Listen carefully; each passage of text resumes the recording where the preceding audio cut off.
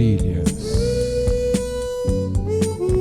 E aí, pessoal, sejam bem-vindos e bem-vindas a mais uma edição do Trilhas Podcast, segunda temporada. Antes de mais nada, claro, inscreva-se no canal e curta esse vídeo. E, claro, divulgue para o máximo de pessoas possíveis para que o Trilhas possa continuar trazendo conteúdo legal relacionado à cultura do vinil e assuntos afins, né? Bom, para esse projeto aqui, eu convidei a Isabela, também conhecida como Miss Wild, que ela é proprietária da confecção Aloha Café e também DJ da cultura Tiki, né? Que é um assunto que eu conheço muito pouco, mas que a gente sempre vê, principalmente para quem mora em São Paulo e frequenta algumas discotecagens, algumas festas, né? Tem esse apego, esse apelo para essa cultura que realmente eu conheço muito pouco. Então foi legal chamá-la para que ela possa explicar um pouquinho para a gente e, claro, mostrar alguns discos que fazem a cabeça dela e que também podem fazer a sua cabeça, certo? Isa, mais uma vez agradeço aí, né, a participação e a sua disponibilidade em bater um papo com a gente aqui no Trilhas Podcast. Eu que agradeço. É isso aí. Bom, vamos lá, né? Eu dei uma pequena introdução só para o pessoal saber também qual que é o tema, né, que nós iremos tratar nessa edição. Mas assim, o que você anda fazendo atualmente, né? Quais são os seus projetos atuais? Então, com a loja, eu tenho feito muitos eventos de final de semana. Eu tenho um ateliê, né? Meu ateliê fica aqui no Alto da Lapa. E eu tenho feito bastante evento de final de semana com a loja, relacionado à arte, à música, né? Os eventos que eu tenho feito. E às vezes eu tenho tocado junto, eu faço o stand da marca e às vezes eu tô tocando junto no mesmo evento, né? Como DJ e tal, e eu tô levando meio que essas duas coisas juntos, assim, tipo... Legal, legal. O que não é fácil, né? Porque eu já fiz feira que eu expus, né, os discos de vinil da minha loja, e aí às vezes a pessoa chama para discotecar. Eu acho que eu fiz isso umas 2 vezes e percebi que para mim não, era muito complicado, sabe? Porque você precisa ter algum ajudante, algum apoio de alguém, né? E que conheça do assunto e que realmente fique próximo ali. Porque quando você toca, você, cara, se dá seu sangue, sua alma, sua vontade de fazer aquilo. E na banca, quando você está vendendo alguma coisa, a mesma coisa, né? Você tem que saber atender bem o cliente, conversar e tal. Você tem alguém que te ajuda nesse sentido ou você fica lá com o olho no peixe ou no gato? Não, eu fico louca. Às vezes tem uma amiga minha que faz os eventos comigo, que ela faz uma arte mexicana, né? Então, assim, é mais sobre a cultura ticana e ela tá sempre fazendo os eventos comigo. Então, às vezes ela me dá um help, assim. Ah, legal. Mas às vezes, tipo... É loucura total mesmo, tem que dar conta das duas coisas, né? E tem muito evento, assim, nesse sentido que você consegue participar, baseado naquilo que você se propõe a tocar, a mostrar, eu tenho pelo vender. menos a cada 2, 3 finais de semana por mês eu tenho já fechado, né, as datas. Então eu tenho feito muito evento no centro da cidade, tipo no Copan, na Roosevelt, também na Liberdade, né? Então eu tenho feito assim uns eventos de rua assim grandes, assim, às vezes passam 10 mil pessoas, 5 mil, na Liberdade passa muita gente. Então, assim, eu tenho conseguido unir as duas coisas, né? Que show. Bom, assim, você, como eu falei no início, né, você é uma grande conhecedora e interessada pela cultura Tiki, né, que é um assunto que eu pouco conheço, claro, sempre vejo uma coisa ou outra, mas assim, nunca me aprofundei ao ponto de saber o que realmente significa e qual que é a origem, né, de todo esse rolê aí relacionado à cultura Tiki. Você pode explicar para as pessoas assim do Trilhas o que é, né, o que significa essa cultura Tiki? A cultura Tiki, a primeira coisa que você precisa saber sobre a cultura Tiki, o que é o Tiki? O Tiki são os deuses de cada lugar, assim, de vários países do Pacífico, né? Então, assim, no Hawaii, eles são aquelas estátuas que cada um representa uma divindade, né? Então, a palavra Tiki veio daí. Agora, o que é a cultura Tiki, né? É toda a cultura do Pacífico, né? Da Polinésia Francesa, Hawaii, Ilha de Páscoa. E essa cultura, ela tem uma cultura parecida, mas diferente ao mesmo tempo de cada lugar, né? De cada ilha, de cada lugar, assim. E o que acontece? Tipo, essas ilhas do Pacífico são, tipo, lugares tropicais, onde tem uma cultura sobre, sobre as hulas, né? As dançarinas havaianas, aquela coisa do paraíso perdido, né? Praia, drinks, comidas, mulheres, e aquela coisa daquela a vida perfeita, né? Uhum. Então, assim, a cultura tique teve um impacto muito grande depois da Segunda Guerra Mundial, né? Enquanto todos os soldados, eles tinham, né, não só nos Estados Unidos, como na Europa também, alguns países da Europa, tiveram contato com ilhas, a partir de navegações, coisas da guerra, eles tiveram contato, né, com esses lugares do Pacífico, com essa cultura, né, do Pacífico, da Polinésia. E a parte assim mais importante foi quando teve o lance de Pearl Harbor, né? Porque os soldados tinham a base, né? Tinha a base ali em Pearl Harbor e eles estavam muito assim no contato com essa cultura do Hawaii, né? Dos deuses, das dançarinas, dessa coisa tropical, né? E quando acabou o lance do Pearl Harbor, né? Eu vou explicar um pouquinho que o Hawaii, ele foi o último estado agregado no país dos Estados Unidos, né? Então foi o 50th State. Então, assim, quando eles voltaram desse lance que teve meu pós-guerra, toda essa história, jovens, né? Porque a maioria dos soldados, né? Dos militares, tudo eram jovens, né? Então eles voltaram tudo com com a nova vontade de ter né, com um novo pensamento. Vida, né? Ter uma nova vida, aquela coisa tipo, né, pós-guerra. Então, assim, não só um lance tique, mas teve o lance do Streamline, toda a linha futurista dos anos 50, depois vai para 60, né? Então, baseados em aviões de guerras, né? Os carros, coisa de foguete. Então, assim, tem toda uma coisa do designer em cima disso, estilo de vida. E o americano, né? Depois da Segunda Guerra, tava meio que os adolescentes ficaram meio devastados. Então veio o lance da música, da rebeldia. Então, assim, foi uma coisa que andou junto, assim. Sim, tudo, muita coisa no mesmo período, né? É uma loucura. Isso. E aí eles trouxeram esses lances, né? Porque surgiu um movimento, né? Que chamava Polynesian Pop. E que é bem trazendo essa cultura mesmo, querendo ser tipo uma coisa assim, é o paraíso perdido, tropicalismo, né? Não o nosso tropicalismo, né? Sim, mas assim, da vida perfeita, né? Então, assim, influenciou na música, na estética, né? Nos móveis, roupas de época, influenciou em muitas coisas, assim, no estilo de vida deles. Legal. É como se fosse o som, o sal e o sol tropical. Exatamente. Muito bom. Então, e assim, de onde que você teve interesse em ir atrás disso? Tipo, teve um momento assim lá atrás, um estopim, porque em algum momento tem, né? Quando a gente, sei lá, vira roqueiro, vira sambista, vira, né? Eu acho que teve, tanto como na minha marca, como DJ, então tem duas coisas assim, acho que é uma coisa só que foi muito importante na minha vida. Os meus pais, desde pequena, eu vou sempre pra praia, assim, tipo, e eu tenho uma paixão por praia, por coisa tropical, desde muito pequena. Desde muito pequena mesmo. A minha mãe já gostava, minha mãe era fanática pelo Elvis. Então, assim, quando era criança, assisti todos os filmes do Elvis. Elvis no Havaí, Elvis no México, Elvis...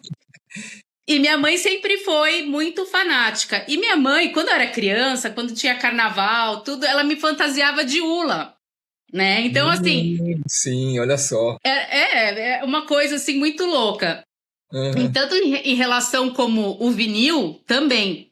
Porque, assim, desde criança, meu pai, como ele viveu nos anos 60, ele pegou essa fase, né, do garage, do surf music. Então, eu nasci e cresci ouvindo isso. Então, para mim, é uma coisa muito natural, né? Legal, tipo, ouvir Ventures, Eu tenho todos os discos da coleção original do meu pai, assim, com o nome olha assinado, só, do Ventures. Então, assim, foi uma coisa que meio que foi natural, assim, não foi, sabe, tipo, algo novo, nada, assim, tipo, sim, uma coisa que eu estava acostumada na minha infância. Sim, já era o seu ambiente natural, né? Já era meu ambiente natural, assim, então tem fotos eu pequena no quarto com uma vitrolinha. Eu sempre fui louca, assim, por disco, assim. Que legal. Né? Eu sempre gostei. E aí, assim, meu interesse foi, tipo, aumentando. E, né, eu lembro que um dos meus primeiros discos que eu comprei mesmo, não que eu ganhei, que eu comprei, foi um do One Edge.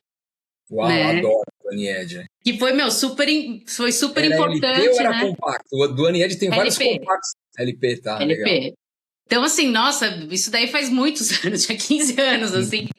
E aí eu comecei a me especializar, assim, em surf, sobre a cultura. E aí, acho que eu tinha uns 15 para 16 anos e eu assisti um filme que realmente mudou a minha vida, que foi o True Romance, o primeiro roteiro do Quentin Tarantino. Tá, olha só. E aí, esse filme era muito louco, assim, tipo, a história era de um cara que amava o Elvis. O cara era loucão, usava camisa havaiana e falava com Elvis no banheiro. E ele se apaixona por uma puta. E a puta dirigia um Cadillac, usava um casaco de onça. O filme, eu pirei, assim. Eu falei, nossa, é isso que eu quero da minha vida. Eu quero, tipo, camisa havaiana, tipo Elvis, rock and roll. Eu só não tenho o Cadillac, mas tirando isso. E me inspirou muito. E eu comecei, assim, fazer alguns cursos de moda, né? Eu sempre gostei de desenhar, de fazer, de criar. E aí eu comecei, tipo, fazer alguns cursos. Eu falei, é isso que eu quero. Eu quero, quero ser estilista, mas não para trabalhar com moda, entendeu? Para saber como que é esse processo, né? Da vestimenta, da indumentária, da história, né? E aí eu me especializei, eu fiz a faculdade e eu me especializei na cultura vintage, né? De vestimenta. Mas você fez faculdade do quê para seguir Eu fiz faculdade de moda. De moda mesmo. De moda mesmo. Só que enquanto as pessoas queriam saber da moda, do desfile, não. Eu me dediquei à cultura vintage. Então, fiquei muitos anos pesquisando, viajando, estudando muito. E me especializei dos anos 60 para baixo, né? 40, 50 e 60, que é o lance da moda, dos acessórios, do design de roupas, calçados, acessórios, móveis, etc. Então eu tenho toda uma paixão por esse universo vintage mesmo, né? Sim. E aí uma dúvida assim, na sua marca, né, na Aloha Café, você faz a confecção dessas roupas, você desenha essas peças? Algumas coisas sim, outras vêm alguns tecidos do Pacífico, né, ou Havaí, ou, né, ou Ilha de Páscoa também, às vezes eu consigo, e aí eu fabrico aqui, eu fecho as camisas aqui, eu tenho uma oficina que trabalha comigo há muitos anos. E elas, tipo, por exemplo, eu desenvolvo vestido, não só camisa, tem várias coisas, né? E a minha produção é muito pouca, então às vezes eu faço um modelo daquela camisa, às vezes 2 peças, às vezes 5, porque assim, aqui a cultura, o pessoal que gosta disso, eles frequentam os mesmos lugares. Então, assim, eu acho muito chato você estar num lugar e todo mundo com a camisa igual, com a roupa igual. Então, eu faço assim... Já vou achar que é o Beach Boys, né? Os Beach Boys assim, chegaram. É bem isso. Então, eu quis fazer uma coisa assim que, tipo... né, pra ficar uma coisa mais individualista mesmo, sabe? Sim, legal, Não, e faz muito sentido. Teve um tempo atrás, uma coisa que eu tava me lembrando aqui, eu vi um documentário de colecionismo para variar, né? E mostrou um cara, um havaiano, não vou me recordar o nome, nada, mas assim, era o cara que teoricamente tinha mais camisa tique do mundo. Ele fica no Havaí. E ele tinha várias camisas ultra raras, sabe? Que foram desenvolvidas para alguns eventos específicos, né? Inclusive para filme, falou do Elvis, né? Eu sei de quem você tá falando, é um senhor bem alto, com cabelo branco. Isso, bem alto, exatamente. Eu tenho ele em alguns livros aqui, eu tenho bastante livro da história das camisas havaianas.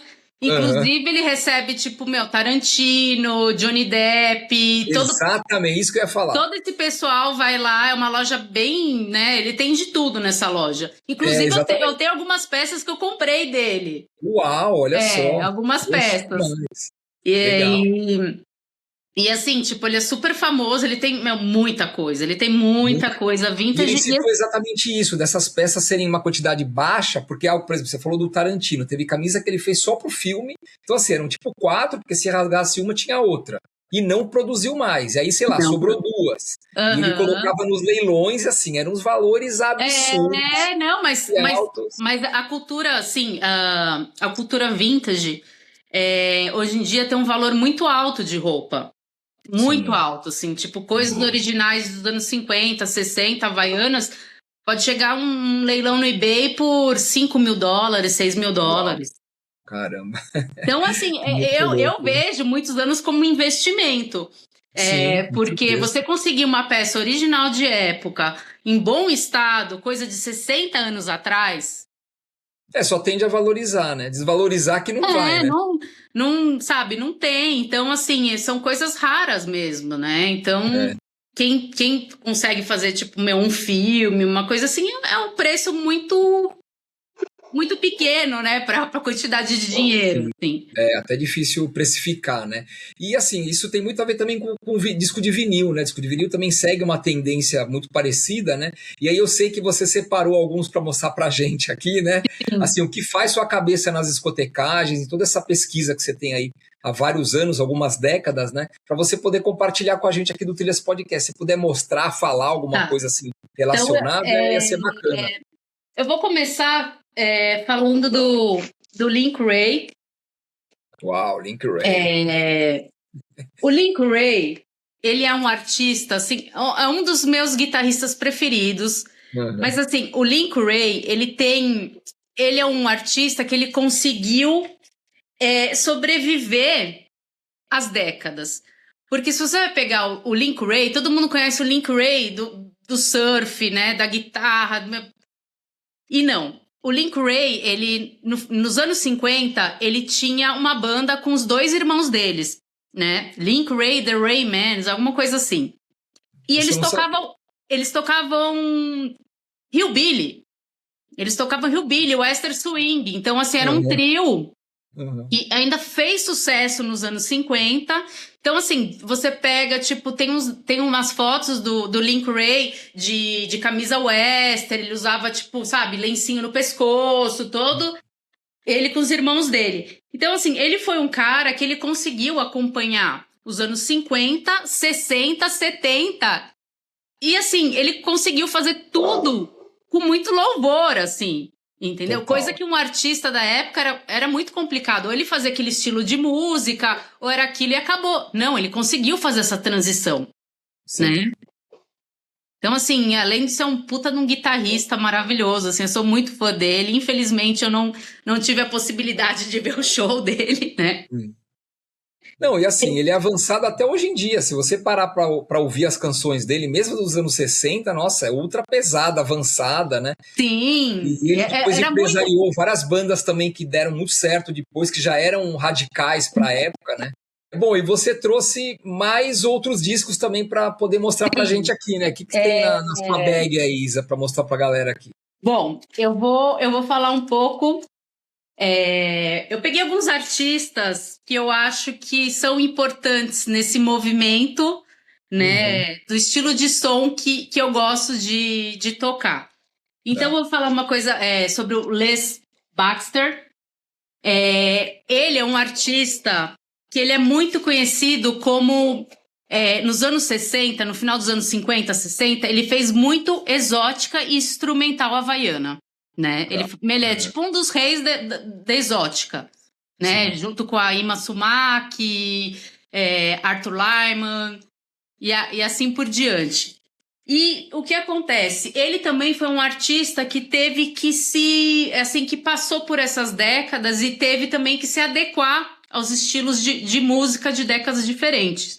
Então, assim, ele é super... acho que ele lançou mais de 30 discos só de coisa exótica. Né? Tem trilha sonora de filme no meio ou não? Tem. Deve ter, né? Porque esse Tem estilo que muitas muito... coisas, assim. E aí, assim, por exemplo, esse disco já é final de 60 e pouco. Então, ele pega essa transição, né, de música. E aqui, nesse disco que ele fez a trilha sonora para esse filme, né, do Hells Bells. E que é uma coisa mais de moto, tal, do final dos anos 60. E aqui, ele muda completamente o som e continua sendo maravilhoso. Maravilhoso. Então, assim, é um artista que eu também, sabe, eu tenho muito respeito, assim, quem quiser conhecer, né, mais coisas sobre eles, assim, um artista que vale a pena, né, você dar uma pesquisada. Sim, não, dica, assim, fabulosa. Lembrando que toda essa lista de músicas que a gente está falando aqui de artistas estará na playlist do Spotify, do Trilhas, né, desse episódio. Nesse QR Code que está aqui embaixo. Então é só você clicar e escutar todas essas faixas que a Isa está falando e que a gente está comentando aqui e que tem mais disco para ela também mostrar, né? Não parou por aí, não. Vamos lá. Então, assim, eu vou agora falar do meu queridinho, que é um dos caras que acho que mudou a música e as pessoas, assim, eu acho que as pessoas não têm tanto conhecimento sobre ele. E não tem o conhecimento. Eu acho que os artistas não falam do tamanho e importância que ele foi para outros músicos, outros artistas, não só como musicalmente, mas assim, a estética dele, o jeito de cantar. Eu vou falar do Screaming Jay Hawkins, né? Que Screaming Jay Hawkins é desde assim, começou. Vou até mostrar esse meu disco. Não, esse aqui, tem que mostrar. Screaming Jay Hawkins com Fuzz-Tones. Nossa, então, que animal, cara. vermelha. É ele com Fuzz-Tones, é isso? É. Nossa, que animal. Olha, colorido. Maravilhoso. Demais.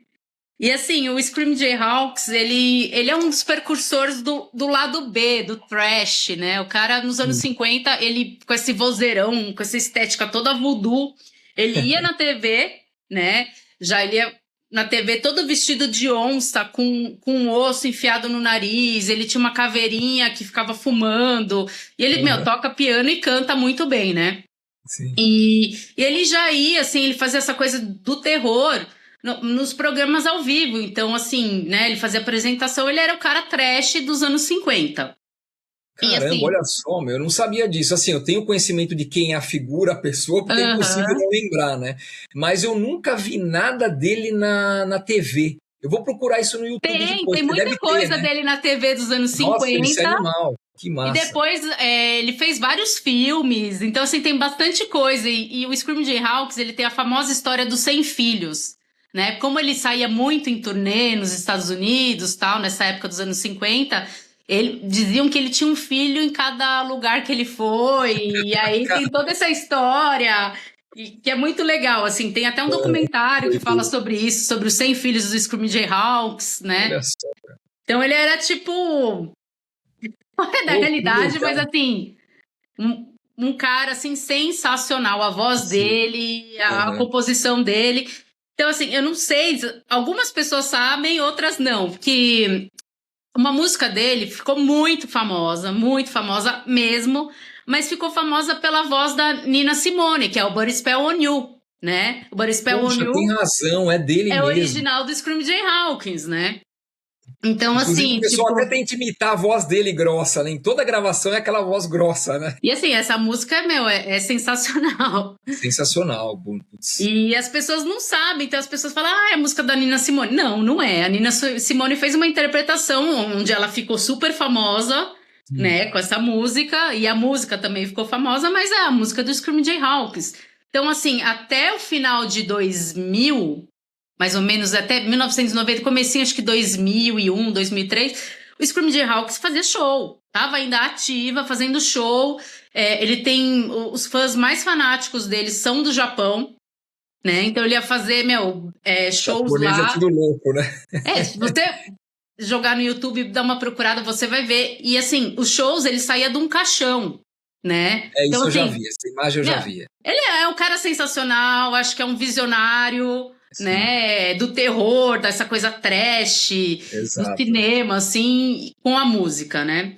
Então, assim, Screaming Jay Hawkins é um dos meus queridinhos mesmo, assim, né? Eu achei Muito ele um bom, bem cara lembrado sensacional. e me atiçou aí atrás mais de informação visual dele, né?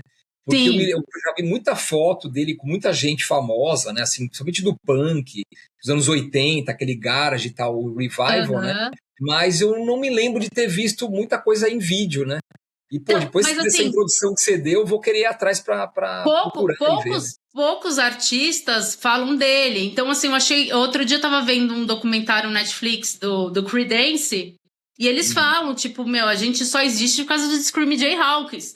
Aí eu falei, Caramba, nossa, finalmente alguém fala, porque ele teve uma importância assim, muito, enorme. assim, a importância foi muito, só que a gente não escuta os artistas falando dele. Sim. Entendeu? Porque assim, ele, meu, é assim, um rhythm and blues, meu, a voz dele é impecável, né? O estilo é uma coisa única, assim. Uhum. Muito bom. E vamos, bom, antes de você continuar com os discos, só para a gente poder mudar um pouquinho de assunto, vamos falar sobre a Aloha Café Surf, né?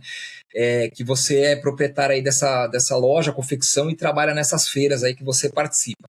Isa, quais são os maiores desafios de manter um negócio desse tipo em atividade hoje em dia, principalmente sendo mulher, né, por trás de uma empreitada dessa, assim? O que você passa no dia a dia? Então, os desafios são grandes, né? Sempre. Eu acho que o maior desafio é você viver do underground, né?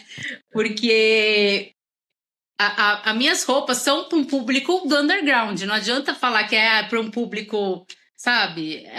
As pessoas que têm esse lifestyle, que vive isso, ou que gosta de, sei lá, de surfar, ou que gosta da cultura vintage dos anos 40, 50, 60 e tal. Então, assim, você viver do underground aqui no Brasil é muito complicado. E tem esse lance de ser mulher, sim, que complica ainda mais, porque o meu público, a maioria, são homens, né? É o público masculino. Então, às vezes, assim, eu recebo muita mensagem para quem não me conhece, que compra pela internet, que compra pelo Instagram.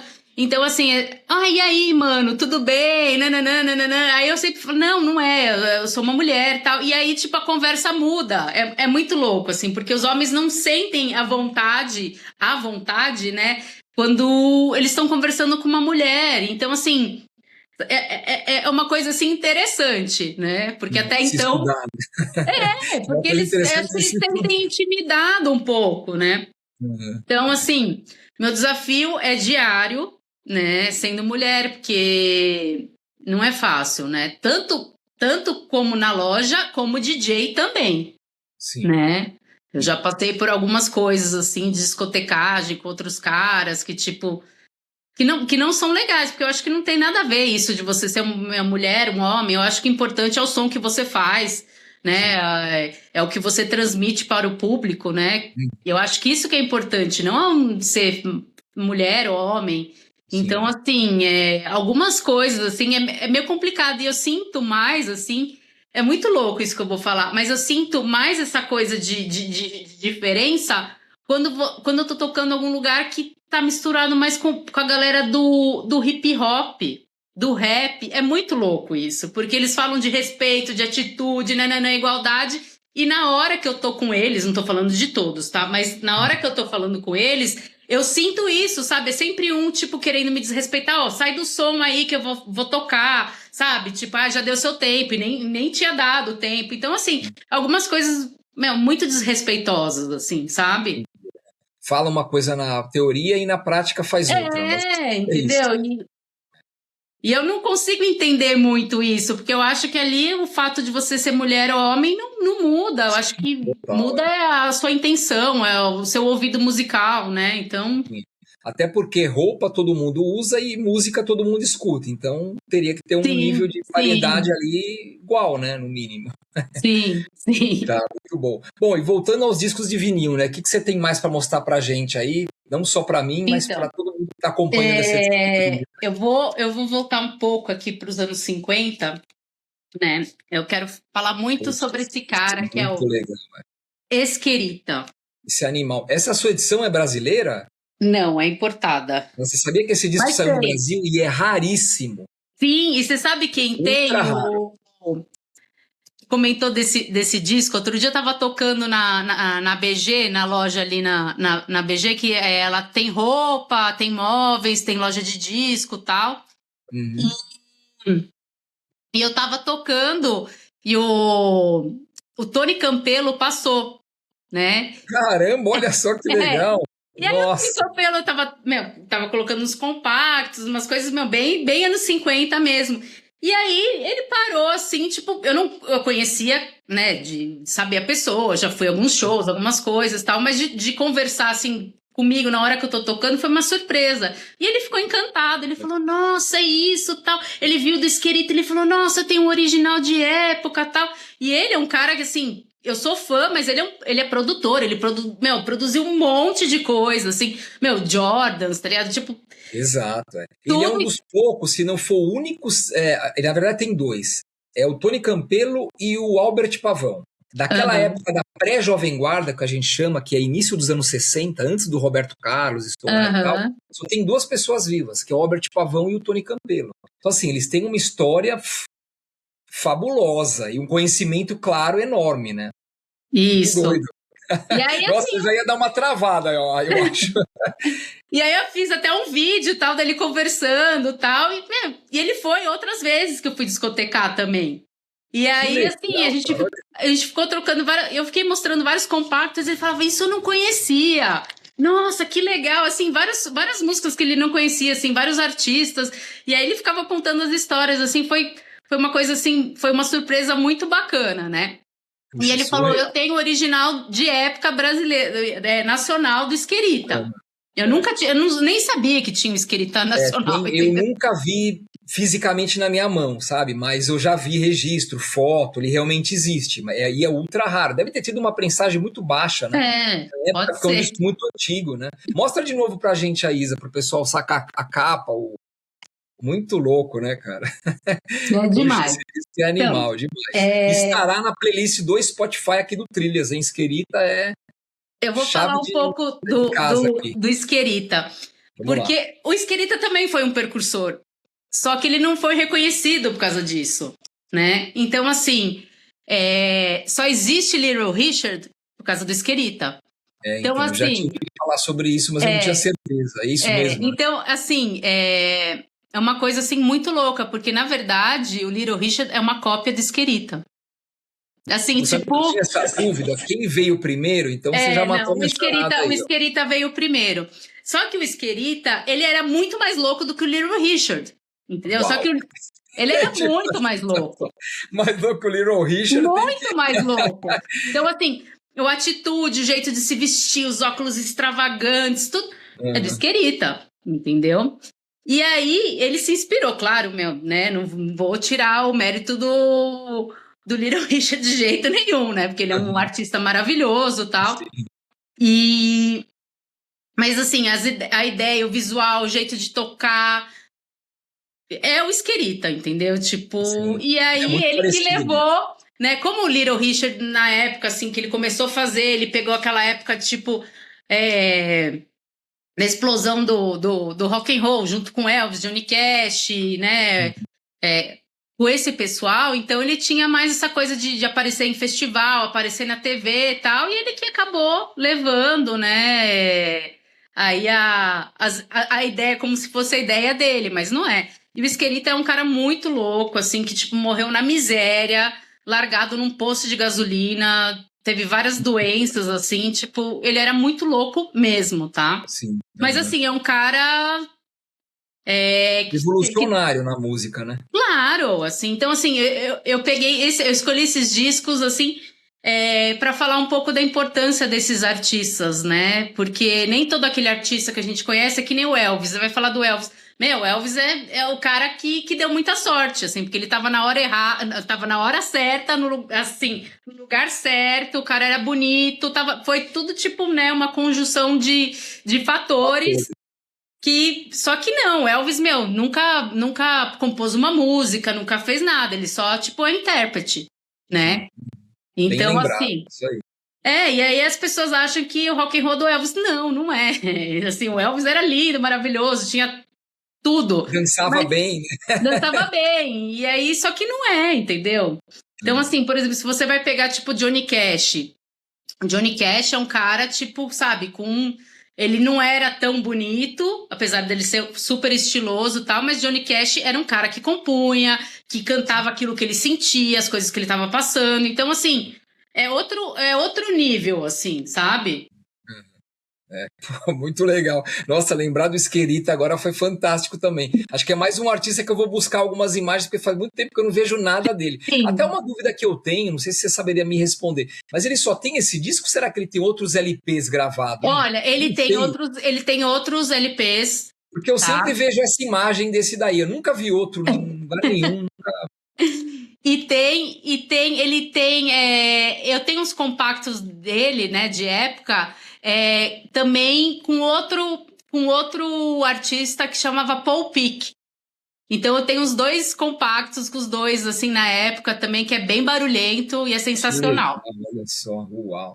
Sabia que essa conversa ia render quando você falasse de disco, viu, Isa? Que bom que você trouxe algo assim, tipo, que não é comum, né, aqui pro Trilhas até então, né?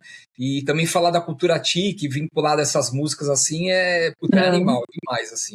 Você comentou um pouco no início, Isa, sobre a questão dessas lembranças remotas de infância, que veio da sua mãe, do seu pai, né?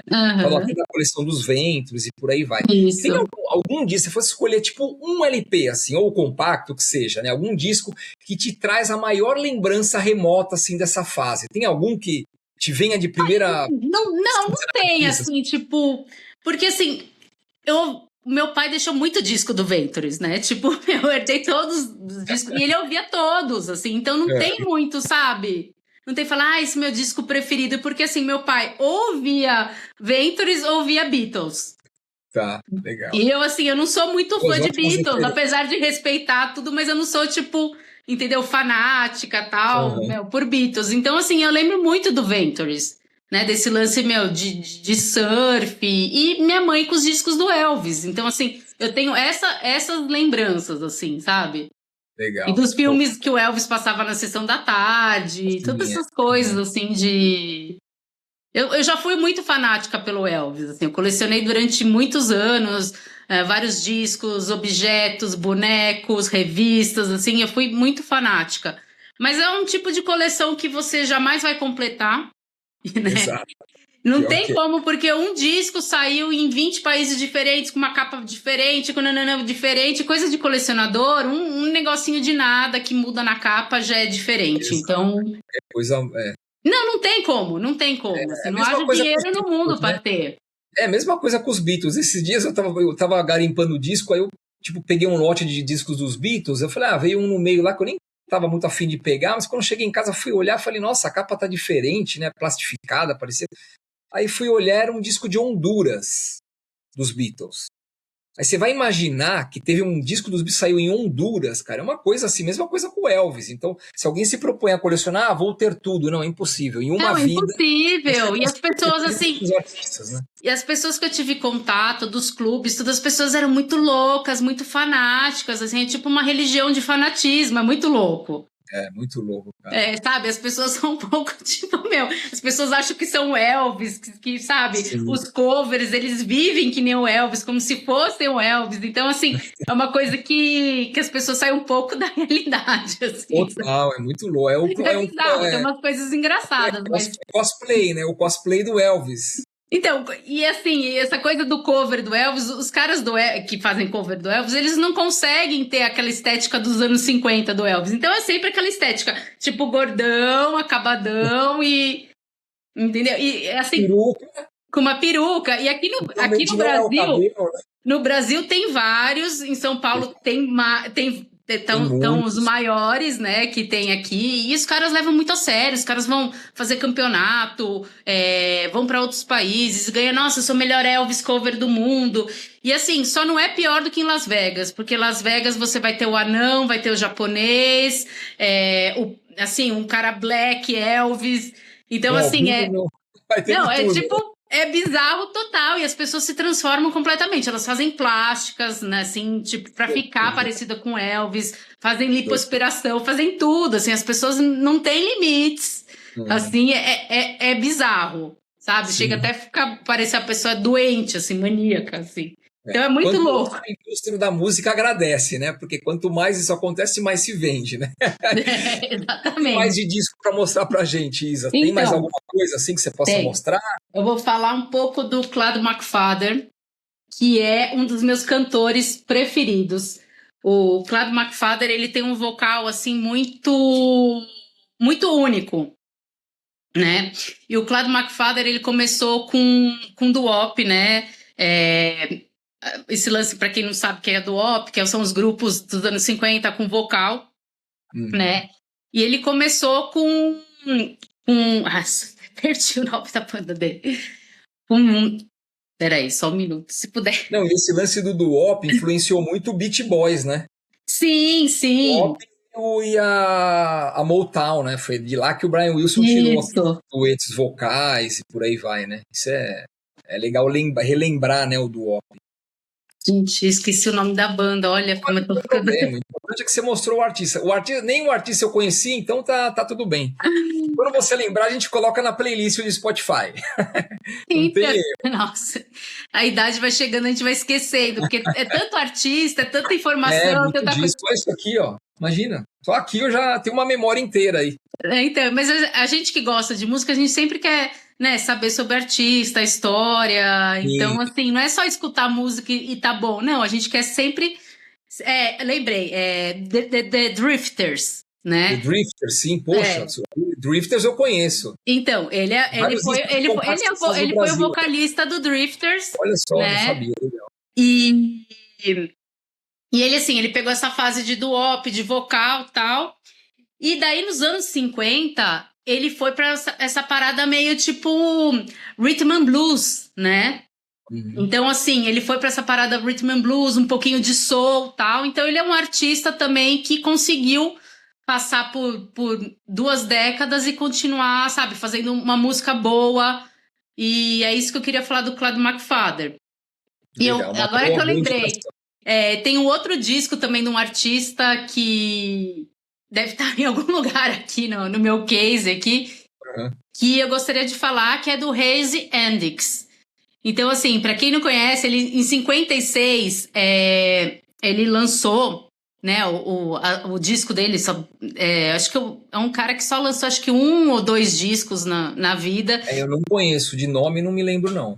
Então, o Hazel, ele foi considerado o primeiro punk da história, tá? Caramba, então ele foi o primeiro one-man band que existiu, foi ele. Então, assim, em 56, ele tocava guitarra, cantava, tocava bateria.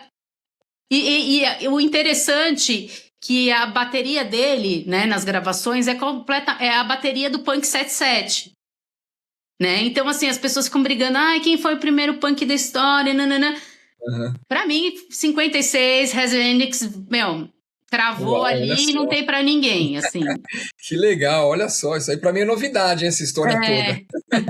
Massa, muito bom. Bom, vamos colocar também, sem dúvida, na playlist e, de qualquer forma, a gente também coloca a imagem do artista, de algum disco, para ilustrar, né, essa conversa aí. Porque, assim, a imagem dele, ele tinha estética toda punk, e o jeito dele tocar escrachado, de se jogar, e o som mesmo é punk, ali pra mim é o primeiro punk da história, né?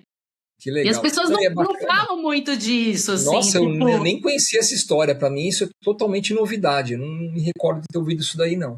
O que é muito legal, porque o pessoal pode ir atrás, né? Essa discussão de onde veio o punk, o protopunk, por aí vai, é tão vasta, né? Que obviamente vai ter vários viés, né? Mas é claro, quanto mais antigo, mais provável de ser. Algumas pessoas falam do Los Cycles, né? Também, que tem essa coisa da primeira. Mas veio depois disso, na verdade. Então, mas veio depois. É que as pessoas falam, o primeiro punk. Los Cycles é maravilhoso, assim, tipo, eu gosto pra caramba. Mas eu acho que é diferente o som. Sabe? Assim, pra essa coisa da estética, essa coisa da música, do Punk 77 na bateria, é ele. Que legal, olha só. É uma ótima dica. Poxa, esse programa tá demais, tá demais. Várias dicas diferentes aí, ecléticas, né? De um período bem antigo aí, para que o pessoal possa conhecer.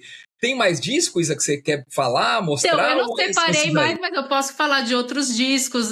Por exemplo, o Link Wray, que eu posso falar um pouco do Link Wray. Ele que fez a música do Batman. O Batman Theme é dele. Verdade, pode crer, eu não lembrava disso. É do Link Wray, né? Tem razão, tem até o compacto escrito Link Wray, é verdade. Sim, então assim, é um artista que todo mundo já escutou a música, mas ninguém sabe quem é. Então, sim, né? Exatamente. Ele era low profile no sentido de imagem, né? Não do som, mas Sim. acho que de imagem ele era mais low profile, né? E ele foi considerado também um dos primeiros punks da história. Então, né? Ele muita gente defende e eu até respeito a defesa, Não, porque... sim, cara, claro, não, eu concordo, mas assim, se você for pegar as datas, né, porque é que nem eu falei, o Link Wray, ele veio dessa coisa do hillbilly, foi, algumas coisas rockabilly, e foi mudando, pro surf, pro garage, e aí, assim, ele consegue fazer uma transição boa em todos esses estilos musicais, né? Exato, E o Rez Hendrix, não, ele é aquilo lá, ele gravou aquilo lá e acabou, entendeu? Tipo, ele foi um visionário, assim, tanto como a bateria no Punk 77 e esse lance de One Man Band. Ele era uma banda em um só, entendeu? Que legal, esse animal. Talvez é porque ele não encontrava parceiro ou parceira para tocar com ele. O pessoal chegava e falava, nossa, esse cara é muito louco. Então vou fazer tudo sozinho. Vai saber, né? Uhum. E sabe o que é legal também? Já que você deu essa grande história aí, muito legal a gente conhecer dessa cultura, né?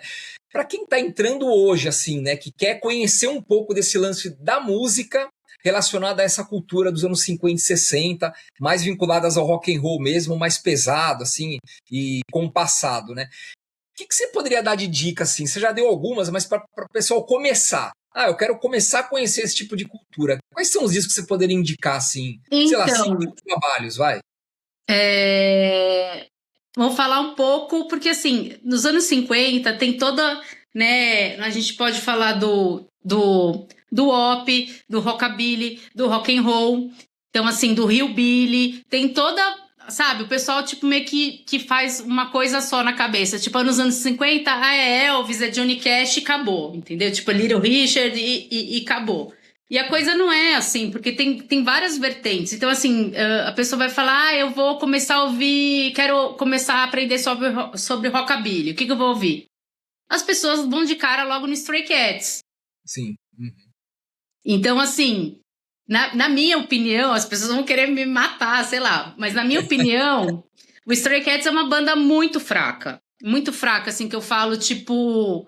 né? O que ele foi importante, mas Stray Cats é um revival dos anos 80, entendeu? Então, assim, ele tem essa coisa da inspiração dos anos 50, mas já misturado com a influência dos anos 80, que começa a já mudar a coisa, e assim, as pessoas são muito fanáticas por Stray Cats, eles acham que aquilo é o rockabilly. Não é o rockabilly, entendeu? Tipo, são influências, assim, de Ed Cochran, vários artistas.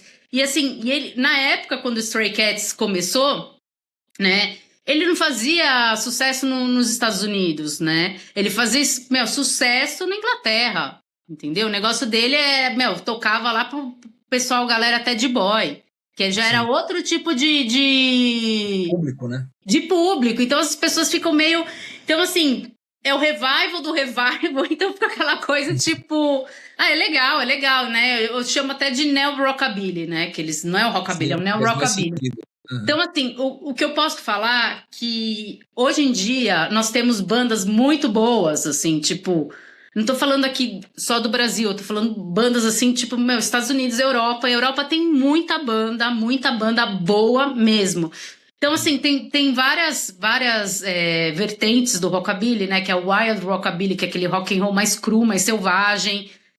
A gente tem, né, essa transição também do surf com rockabilly, que alguns chamam de psychobilly, que para mim já é uma coisa mais... Psychobilly já é uma mistura mais pro punk, com rockabilly, com surf e mais exagerada. Sim. Né? Então, assim... Algumas doses de terror também, né? No psychobilly. Sim. Eu, assim, eu não sou fã de psychobilly. Algumas coisas, alguns artistas eu respeito, eu acho bacana. Mas eu acho que já é muita informação que transformaram em outra informação, assim, sabe? Entendi. Tipo... Então, assim, nós temos bandas de rockabilly muito, muito boas, assim, tipo... Então, hoje em dia, com o YouTube, Spotify, É fácil você conhecer muitos artistas, e assim, eu posso dar um exemplo, assim, tem um selo nos Estados Unidos que chama Wild Records, onde tem os melhores artistas, né? Legal.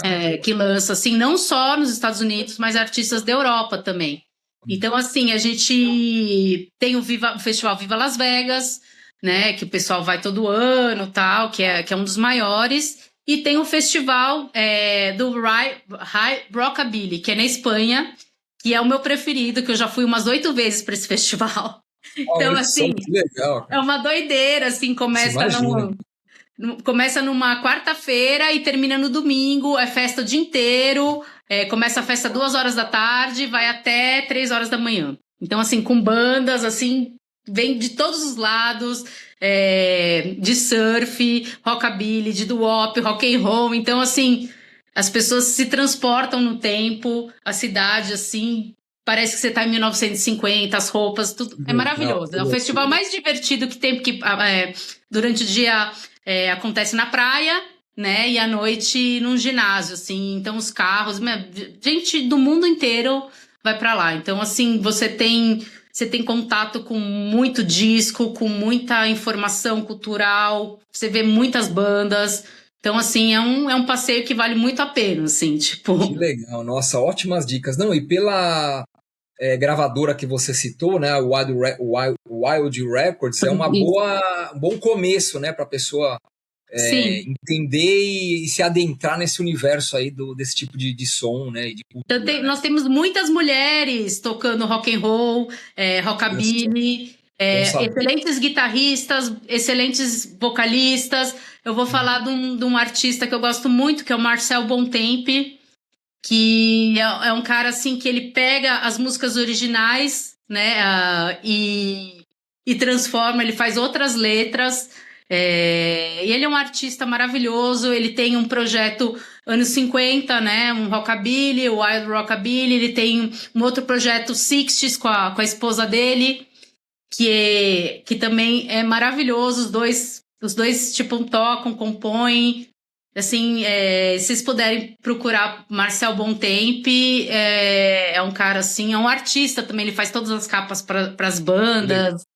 Com certeza estará na playlist do Trilhas aí desse bate-papo. Eu vou falar um pouco, um dos maiores artistas que faz as capas dos discos, dos compactos, é um brasileiro que chama Henrique Sam. Ele mora no sul, né? Ele lá de Porto Alegre, e ele faz todas as capas de vinil de várias gravadoras, é ele que faz.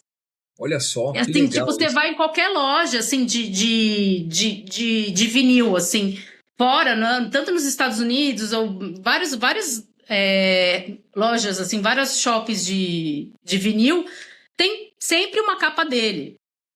Então, assim, ele para você ter noção, fizeram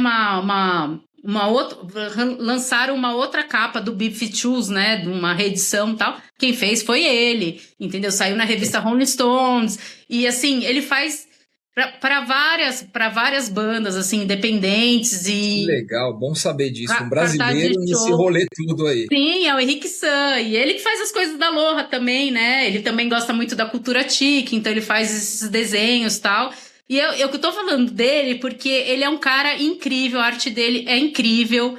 E assim, todos os selos procuram ele para poder, sabe, fazer as capas. E eu acho importante a gente falar. Eu já fiz umas 2 exposições aqui dele, né, só de capa e tal. Mas eu acho que a gente tem sabe, eu queria ver ele lançando mais coisa independente aqui dentro do Brasil, assim, sabe? É bom, porque ele é um artista maravilhoso mesmo. Não, e o Trilhas com certeza vai divulgar essa informação pelo próprio projeto, né, para que o pessoal, algum interessado aí, capista, né, como a gente fala, em criar nesse tipo de estilo de cultura, chamar essa pessoa parceira da Isa também para poder ajudar aí, que já tem um grande nome no mercado para melhorar ainda mais a sua banda, a sua marca, seu disco e por aí vai, né? Isa, assim, como é que, para finalizar, né, como é que o pessoal faz para te encontrar, né? A gente falou das roupas e tal, né? Para encontrar sua marca nas feiras ou rede social, como que... Então, a gente tem um Instagram que é alohacafesurf.com, Aloha Café Surf com... Não tem ponto, desculpa. E tem o meu perfil pessoal no Instagram, que é DJ Miss Wild, que é super fácil de achar também.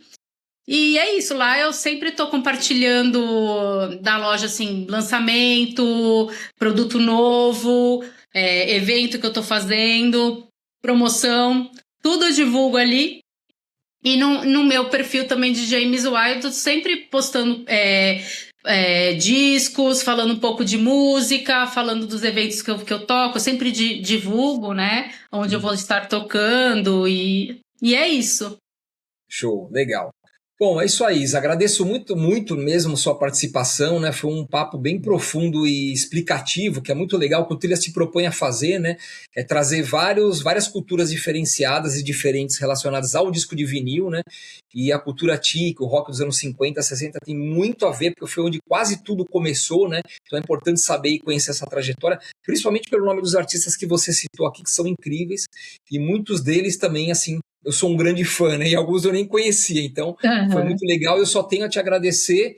E assim, fica também a portas abertas para a gente poder bater outros papos relacionados à música, que é algo que a gente também é apaixonado. E é isso aí.